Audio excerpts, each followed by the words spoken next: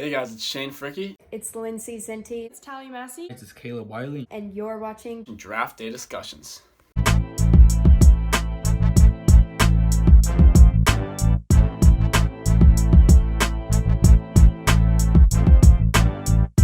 Hi, my name is Talia Massi, and today I'll be reviewing the Arizona Cardinals 2020 draft picks. So the Arizona Cardinals had 6 picks over 7 rounds. Their first pick, which went 8th overall, was Isaiah Simmons from Clemson University. And in round 3, they took offensive tackle Josh Jones. In round 4, they had 2 picks. So they picked Leki Fotu from the University of Utah and Rashard Lawrence. In round 6, they took Evan Weaver. And in round 7, they took Eno Benjamin from Arizona State University.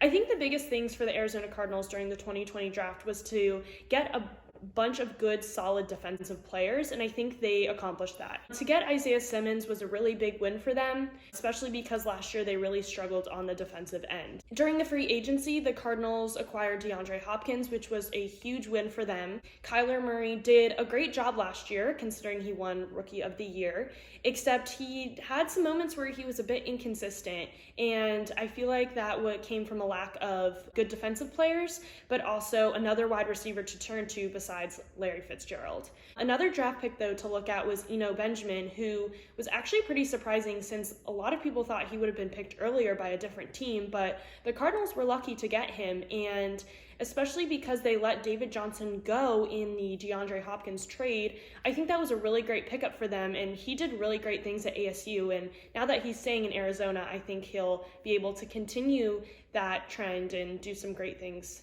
with the Cardinals. Thank you. Hey everyone, it's Lindsay Zienty. Today I'm fortunate enough to get to talk to you guys about the Baltimore Ravens, one team that seems to be getting highly praised across the board. After watching the Baltimore Ravens' record-setting offensive season, I think we all expected that they would add to their defense. Sure enough, in the first round at pick 28, the Baltimore Ravens selected Patrick Queen, a linebacker from LSU. In the second round, they surprised many by taking Ohio State running back J.K. Dobbins to add to Lamar Jackson's offense. Even though Mark Ingram was a phenomenal force for the Ravens last season, J.K. Dobbins is a great addition to the team. Some analysts believe that Mark Ingram is due for a decline and J.K. Dobbins will be the perfect person to step up to the plate. Whether you're a Ravens fan or not, a lot of fans watching the draft would recall John Harbaugh's reaction when the Ravens were able to draft Texas wide receiver Devin Duvernay in the 3rd round. The Ravens already have a speedy offense in Marquise Brown, but you could tell that John Harbaugh definitely felt like they were getting a steal in Devin Duvernay during the 3rd round. With Marshall Yanda retiring, the Ravens knew they would have to fill the guard position, so they picked one guard in the 3rd round and one guard in the 4th round, hoping that they would also have some experience at the tackle position. If you guys would like to hear more from me about the Baltimore Ravens draft day, you can go to charmcitycollab.weebly.com and read my article. Hey, I'm Fricke, and I'm going to take you guys to the 49ers draft selections of the 2020 draft. So to quickly go over what they did, they took Javon Kinlaw and Brandon Ayuk in the 1st round. They took Colton McKivitz in the 5th round, Charlie Warner in the 6th round, and Juwan Jennings in the 7th round. Now, why I love this draft so much is because the 49ers focused on team needs and team play style over just talent. Javon Kinlaw and Brandon Ayuk were both very important for this team and very, very good selections in the 1st round. Kinlaw was taken with a 14th overall pick, and he is looked at as to be the replacement for DeForest Buckner, who we shipped away early this offseason.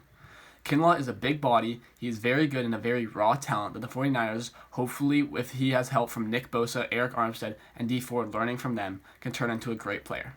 Brandon Ayuk, as many Arizona State students know, was the heart and soul of our team last year. He is a very good yards after catch receiver, and that's exactly what the Niners need. The Niners love to play with speed. We love to use all these little decoys, and he can be a really good player to take the top off the defense, along with playing with speed and hopefully breaking some tackles and scoring some touchdowns. Now, the 49ers did not have a 2nd or 3rd round pick as we traded those away, so our next pick was Colton McKivitz in the 5th round. Why I love Colton McKivitz so much is he's just another offensive tackle that can be plugged in anywhere if we have any injuries, and is just another great player because you can never have too many good offensive linemen on your team. And so the 49ers, even though we did get criticized a lot for our draft, I think what we did was perfect because we were able to bring in players that are going to be immediate impact for our team. Overall, I'm very happy with the 49ers did, and I think that the 49ers draft, along with the other offseason acquisitions that we did, should put us in to be the number one contender for the Super Bowl next year. Now for the Bears pick, they did not have a first-round pick at all because of the trade for Khalil Mack. So thank you for the first-round pick in Khalil Mack. But they did have two second-round picks actually. They had the 43rd pick in Cole Kmet, a 6'6" tight end out of Notre Dame. With Matt Nagy's offense, you needed tight end to do well, and Trey Burton and Shaheen were out all last year. So getting Cole Kmet is a step up for our offense. And then with our other second-round pick, we got the 50th pick, Jalen Johnson. He's a 6-foot cornerback out of Utah. We released Prince Amukamara for money reasons, and he did not play well at all last year either. So he's going to be a replacement for Prince Amukamara. Now after that, we had 3 fifth-round picks.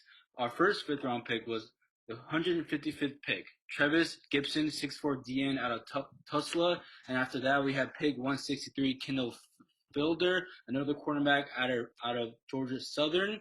After that, we had the 173rd pick, Darnell Mooney, a wide receiver out of Tulane. Now, the Bears had the most drops out of anybody in the NFL. Our wide receivers dropped more than anybody. So that doesn't help our young quarterback in Mr. Trubisky, and a lot of haters out there for him. But when you don't have receivers to catch the ball, you're not going to do well. So that's why we need a wide receiver, and at least a new young wide receiver in our team. It's only up from here for the Bears offense.